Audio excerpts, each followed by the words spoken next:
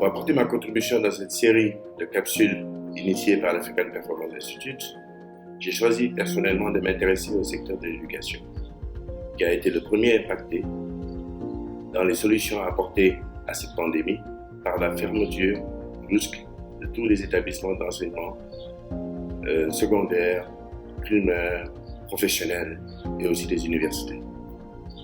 Et bien entendu qu'au regard de cette solution qui a été retenue, s'est posé plusieurs questions.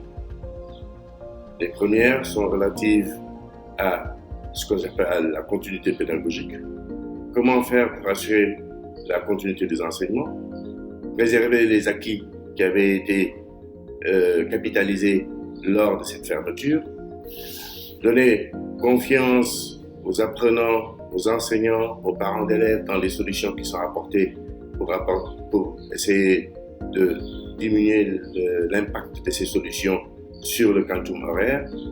Autant de solutions qui ont permis, vaille que vaille, à tout le secteur éducatif de continuer à réfléchir sur comment préserver cette année universitaire. Cela en réponse au rôle même du secteur éducatif, qui est une mission de service public et qui doit se continuer d'assurer ces missions, quelle que soit la problématique qui sont posées. Cela pose le problème de la résilience de notre secteur de l'éducation. Il est bien entendu que les solutions qui ont été apportées par les autorités, par les acteurs du système éducatif, ont eu pour objectif de préserver cette année universitaire, cette année scolaire, cette année académique, en permettant aux étudiants et aux apprenants, et plus particulièrement aussi aux parents d'élèves qui supportent ces coûts, de pouvoir préserver les acquis qu'ils ont déjà capitalisés. Nous sommes actuellement dans une phase où nous retournons petit à petit à la normale. Dans cette phase de déconfinement, des nouvelles solutions vont être apportées. L'État, les autorités se penchent sur un certain nombre de facteurs qui permettraient de reprendre les activités d'éducation dans les meilleures conditions. Cela va uniquement de la prise en charge des étudiants ou des élèves en phase d'examen.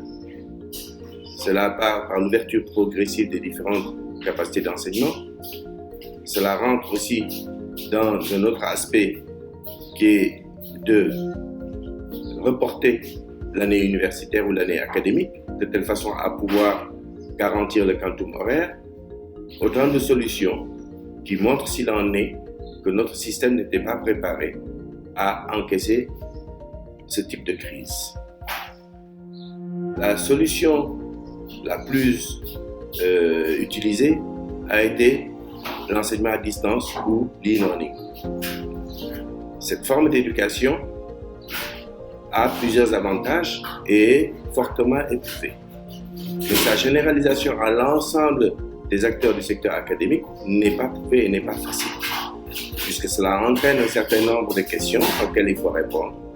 Ces questions sont relatives à la préparation aussi bien des apprenants que des enseignants à utiliser ces technologies.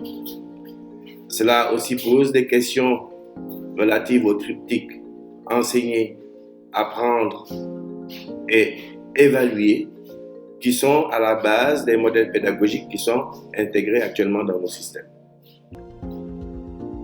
Cela ouvre bien sûr beaucoup de questions, mais il est clair que l'utilisation des technologies de l'information et de la communication pour apporter une résilience accrue à notre système éducatif est une réponse qui est à étudier. Il faut que les autorités et les acteurs puissent tirer les enseignements de la crise et des solutions qui ont été apportées pour permettre à tout le système de pouvoir encaisser dans de très bonnes conditions des perturbations qui pourraient survenir au cours de l'année académique.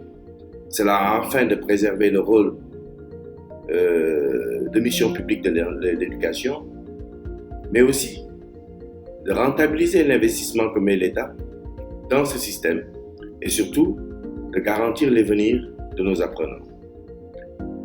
C'est pourquoi il est très important qu'à l'issue cette crise, ou à cette période où l'on pense à reprendre les activités socio-économiques, sociales, d'éducation et de formation, que l'on puisse tirer les enseignements de ce qui s'est passé, tirer les avantages des différentes solutions qui ont été utilisées via la télévision, via la radio, via l'Internet, investir massivement dans les solutions les plus appropriées, mettre à contribution les pédagogues et les technopédagogues pour apporter des réponses claires et précises aux différents questionnements que se posent les acteurs.